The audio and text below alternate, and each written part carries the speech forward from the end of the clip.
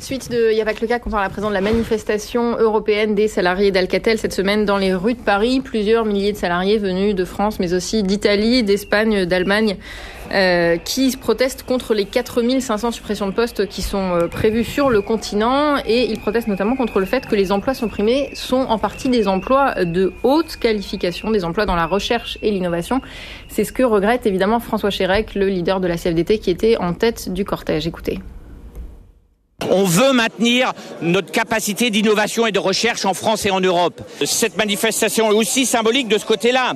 On nous a toujours dit on ne peut pas concurrencer sur les emplois, je dirais, à faible qualification. Là, c'est des emplois de plus haute qualification qui vont partir. Donc nous, on veut les défendre pour deux raisons.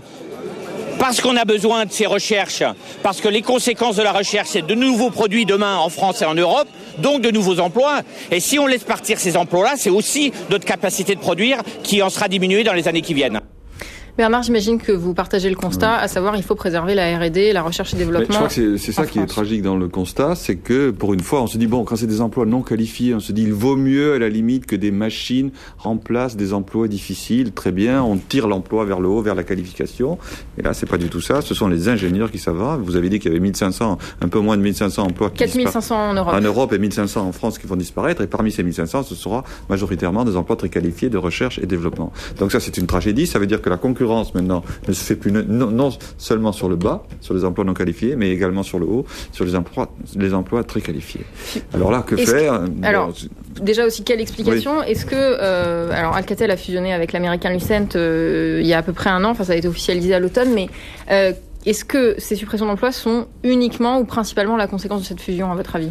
Oui, non, les suppressions d'emplois sont liées. 1, à la concurrence internationale, 2, à une lecture quand même un petit peu court-termiste des marchés financiers qui disent il faut vous alléger, vous prenez la moindre note venant d'un donc c'est un peu des licenciements boursiers, etc.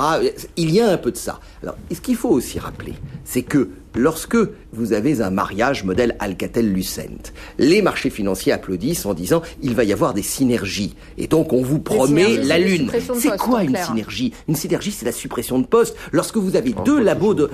Très très souvent, Bernard, lorsque vous avez deux labos de recherche qui travaillent sur le même thème, et c'est probablement ce qui se passe dans Alcatel et Lucent, on s'était dit Lucent c'est extraordinaire, c'est le meilleur de la technologie américaine. Il faut rappeler quand même que Lucent, c'était les... ils n'étaient pas en très bon état au moment du mariage. Ils étaient en très mauvais état. Je ne suis pas sûr que c'était une bonne opération et qu'elle n'ait pas été liée aussi à un certain nombre de considérations internes à Alcatel au niveau de ses dirigeants. Donc on ne reviendra pas là-dessus. Là où je suis totalement d'accord avec Bernard, c'est que effectivement, nous nous trouvons dans une situation où là, c'est vraiment non plus des usines de fabrication, des chaînes de montage, etc., ce qui serait secondaire, c'est de la matière grise. Et là, il y a quand même une responsabilité. Et je dirais même que je comprends parfaitement la décision du Conseil régional de Bretagne qui a supprimé des subventions qui devaient être données à Alcatel-Lucent. Alors face à ces suppressions de postes qualifiés, on se dit on est foutu finalement, puisque même les emplois hautement qualifiés partent hors de France et d'Europe. Qu'est-ce qu'on peut faire? Qu'est-ce que les salariés peuvent faire? Qu'est-ce que les dirigeants peuvent faire? Qu'est-ce que les pouvoirs publics peuvent faire? Je suis pas tout à fait d'accord sur la définition de la synergie de Philippe. Je pense que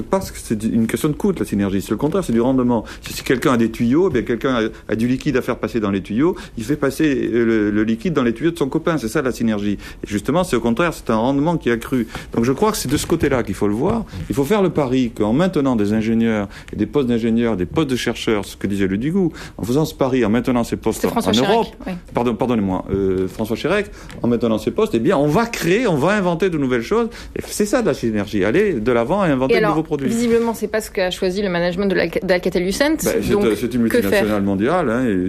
Je dois dire aussi que Alcatel est dans cette disposition depuis fort longtemps de délocaliser, de devenir on se souvient de Certioré qui parlait d'une entreprise sans usine. Donc c'est vraiment la tradition. Il ne faut pas s'étonner de ce qui se passe. Mais là, je pense que ça ne peut être qu'une politique volontariste européenne. Je vais malheureusement être un petit peu cynique.